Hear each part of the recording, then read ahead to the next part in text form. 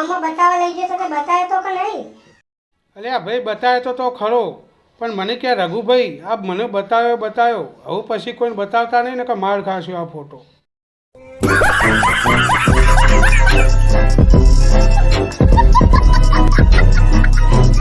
એ બાપા હું જઉં. આ પેલા જગુભાઈ પૈસા લીધા હતા તે પોલીસ લઈને આવે. એટલે ઘોડે મારો હંગાત કર, મેં લીધા હતા.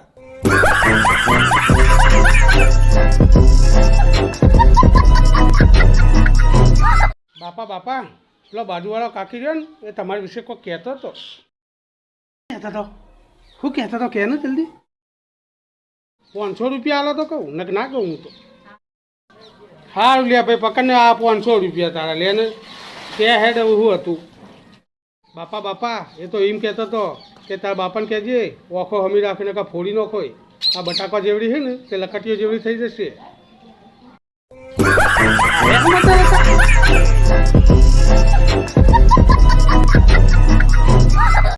રઘુ જિંદગીમાં મોટામાં મોટું પૂન કયું કરે ખબર હે? કોકના પૈસા પાછા હાલ દેવાય, કોકના લીધેલા હોય એ પાછા આપી દેવાના. તે હું અમે કોઈના પાછા જ નહીં હાલતા.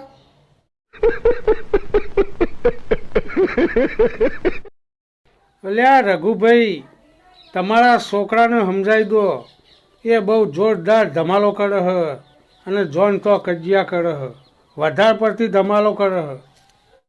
હજુ ભાઈ આ અમારો છોકરો નેનો હ એટલે ધમાલ તો કરે, પણ મોટો થઈને મા આપની ધમાલ કરશે, બહુ વધારે નહીં કરે બસ.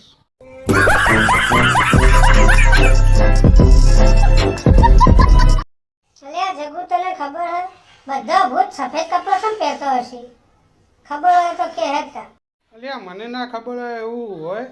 બધો ભૂત સફેદ કપડાં ચમ પહેરે ખબર હે? કે રાતે અંધારામાં દેખાય ને તમે.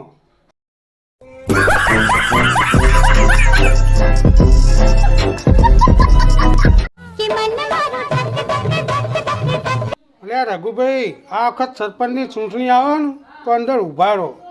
ચૂંટણીમાં ઊભું રહેવામાં તો વધો નહીં, પણ આપણે જે આ વિડીયો બનાવીએ એમાં કોઈ લાયક નહીં હાલતું તો વોટ કોણ હાલશે?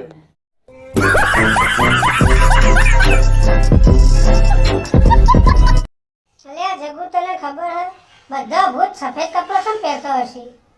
ખબર હોય તો કે હેતા. અલ્યા મને ના ખબર હોય એવું હોય. બધો ભૂત સફેદ કપડાં ચમ પહેરે ખબર હે? કે રાતે અંધારામાં દેખાય ને તમે.